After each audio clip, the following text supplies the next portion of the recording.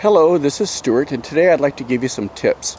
A lot of people now are buying houses. The market's bouncing back a little bit, and they're getting hold of houses that have sat in neglect for a while.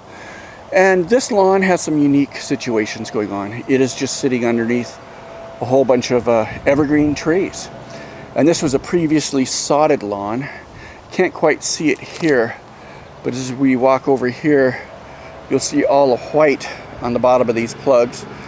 This was a sodded lawn a few years ago probably, and the sod did not really take. The needles for the evergreen tree kill the grass, okay?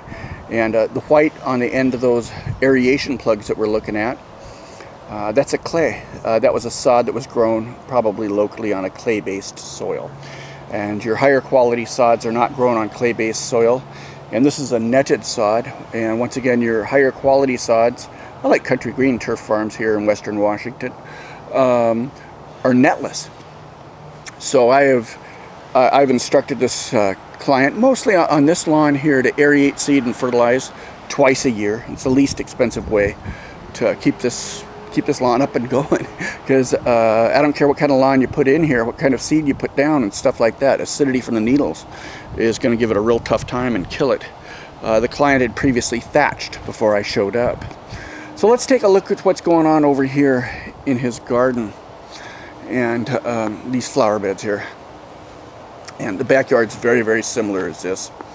And so this is not real bad here, but his backyard's, he's got some good area. And what you can do is, on something like this, you could actually spray this with a Roundup and then cover it with a mulch. This is a small area. I would just weed this myself personally. And the tool that I would use would be a hula hoe, also called an action hoe or a shuffle hoe. And it just cuts off the top of the weeds. And of course, a weed is anything growing in an area that you don't want it growing in. And at least that's my definition of a weed. And so if you use that hula hoe, it cuts off the top of the weed, and it doesn't kill the roots, okay? But you can move very, very quickly with this tool. So if you come back the next week and hit it again, it goes faster and faster. And it's easier and easier to use. And how it actually kills the roots is it stops the roots from getting photosynthesis, because you're repeatedly cutting off the tops. And this works very, very well, by the way. If you get a load of mulch or compost with a bunch of weed seed in there, you use a hula hoe on there, and you have a good fighting chance to keep those under control.